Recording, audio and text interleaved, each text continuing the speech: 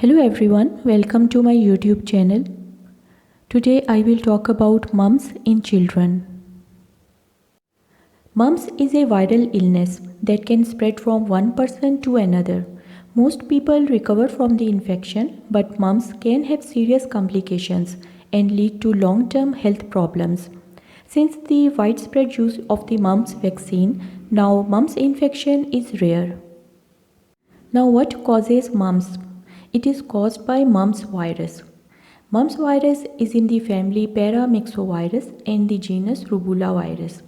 It is a single-stranded pleomorphic RNA virus. Now it has two important surface glycoproteins. First is HN, that is heme agglutinin neuraminidase. Now this mediates absorption of the virus to the host cell. And the second important surface protein is protein F or the fusion protein. This causes penetration of the virus into the cells. Now both these proteins also stimulate production of protective antibodies. Now humans are the only natural host of the mumps virus. Mumps infection occur more often in winter and spring months. Mumps virus is spread from person to person by respiratory droplets. Virus appear in the saliva from up to 7 days before to as long as 7 days after the onset of parotid swelling, and the period of maximum infectiousness is about 1 to 2 days before to 5 days after the onset of this swelling. So, an isolation period of 5 days after the onset of parotitis is recommended for patients with mumps. It is important to note that the presence of maternal antibodies typically protect infants younger than 12 months old. Maternal infection with mumps during the first trimester of pregnancy result in increased fetal wastage. While no fetal malformation have been associated with intrauterine mumps infection. Now, infants born to mother who had mumps a week prior to delivery may have mumps at birth or during the neonatal period.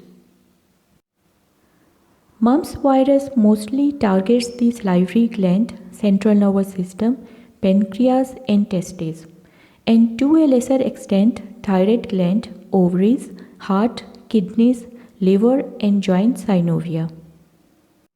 Now, following infection, initial viral replication occur in the epithelium of upper respiratory tract. Infection then spread to the adjacent lymph node by the lymphatic drainage, and then viremia occurs, and this viremia spread the virus to the targeted tissues. Now, mumps virus causes necrosis of the infected cells, and it is associated with a lymphocytic inflammatory infiltrate. Now, salivary gland ducts are lined with necrotic epithelium, and the interstitium is infiltrated with lymphocytes. Swelling of the tissues within the testes may also result in focal ischemic infarcts. Now, the sign and symptoms of mumps. The incubation period for mumps range from 12 to 25 days, but it is usually 16 to 18 days. Now, mumps virus infection may range from asymptomatic or non-specific symptoms to the typical illness which is associated with parotitis, with or without complications. Now, the typical patient present with a prodrome lasting 1 to 2 days, which consists of fever, headache, vomiting and achiness. Now, parotitis follows, and it may be unilateral initially, but may become bilateral in approximately 70% of the cases. Now, the parotid gland is tender, and parotitis may be preceded or accompanied by ear pain on the ipsilateral side. Now, ingestion of sour or acidic foods or liquids may increase pain in the parotid area. These include tomatoes, vinegar or orange juice. Now, as swelling progresses, the angle of the jaw is obscured and the earlobe may be lifted upward and outward.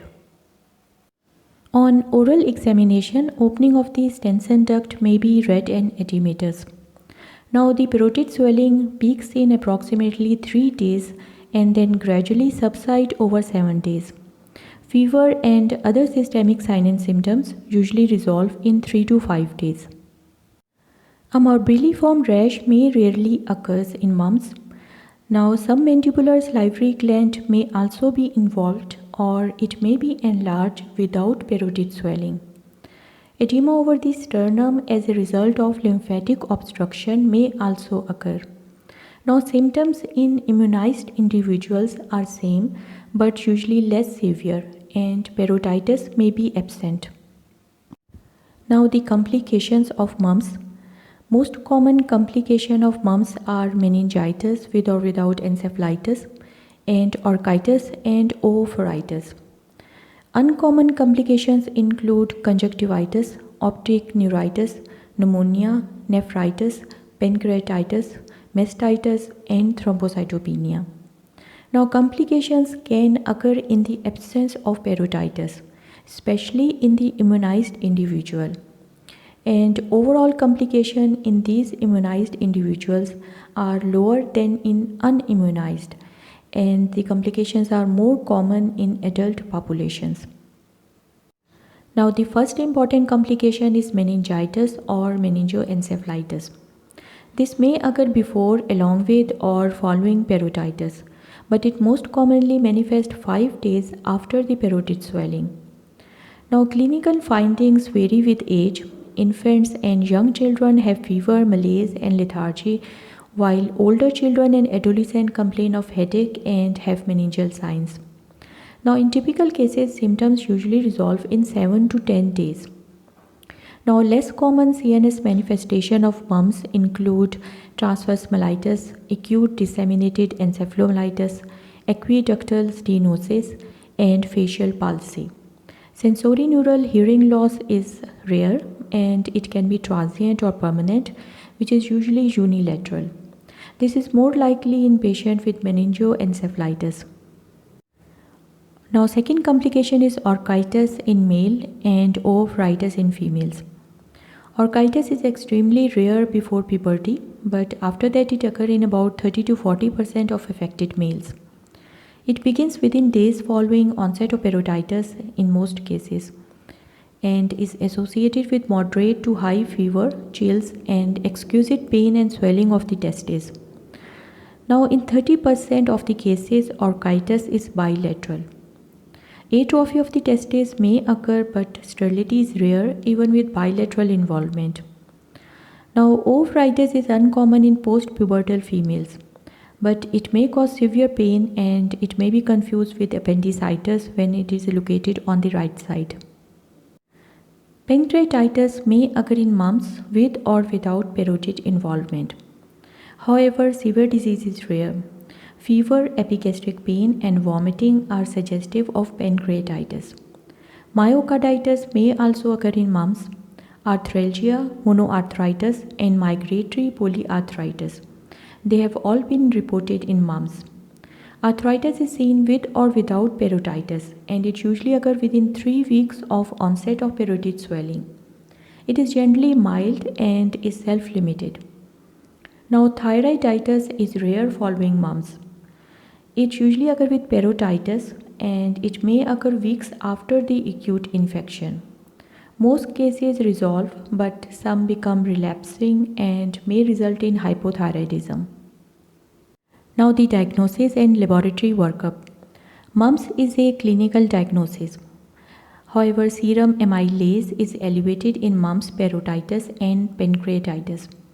Serum lipase is elevated only in pancreatitis. A complete blood cell count reveals a normal, decreased, or elevated WBC count with a relative lymphocytosis. Serum inflammatory markers such as C-reactive protein or ESR can be elevated in mumps. Now, viruria is present even in uncomplicated cases of mumps, and the mumps virus can be detected in urine within the first 2 weeks of illness. Mumps virus can be isolated from nasopharyngeal swabs, blood, and fluid from the buccal cavity, typically within 7 days before up to 9 days after the onset of parotitis. This virus can also be isolated in a cell culture inoculated with throat washing, urine, or spinal fluid. Now, CNS involvement usually shows a lymphocytic pleocytosis in CSF. PCR assay of the CSF can also be detect viral mumps RNA. Now, mumps infection can be confirmed by a positive mumps-specific IgM antibody titer or by a significant rise in mumps-specific IgG antibody titers between acute and convalescent sera. IgG titers can be detected by complement fixation, heme agglutination inhibition, or enzyme immunoassay. In case of meningitis or encephalitis, head CT scan without contrast should be done prior to lumbar puncture. Scrotal ultrasonography should be performed when orchitis is suspected, and specific focus is to rule out testicular torsion. Now, auditory testing is indicated in case of hearing impairment. Now, I will discuss the treatment for mumps. Conservative supportive medical care is indicated for patients with mumps. No antiviral agent is indicated as mumps is a self-limited illness. A light diet with a generous fluid intake is recommended and it is usually best tolerated. Now, refrain from acidic foods, for example tomato or vinegar containing food additives, and liquids such as orange or lemon juice. These may cause swallowing difficulties and gastric irritation in mumps patient. Now, analgesics such as acetaminophen and ibuprofen can be given for headaches and discomfort due to parotitis. Now, topical application of warm or cold packs to the swollen parotid area may soothe the region. Bed rest is recommended to foster a speedy recovery. Stronger analgesics may be required for patients with orchitis, and bed rest, scrotal support, and ice packs are also recommended. Now, patients with specific complications may require inpatient care for intravenous fluid stabilization, pain management, and continuous close observation. Now, the prevention. Immunization with live mumps vaccine is the primary mode of prevention. Also, avoid close contact with the people who are sick. Avoid sharing drinking glasses or other utensils. Prevent spread by coughing and sneezing into tissues and sleeves. And wash your hands with soap and water. Thanks for watching. Please like and share my videos. Please do comment and subscribe to my YouTube channel.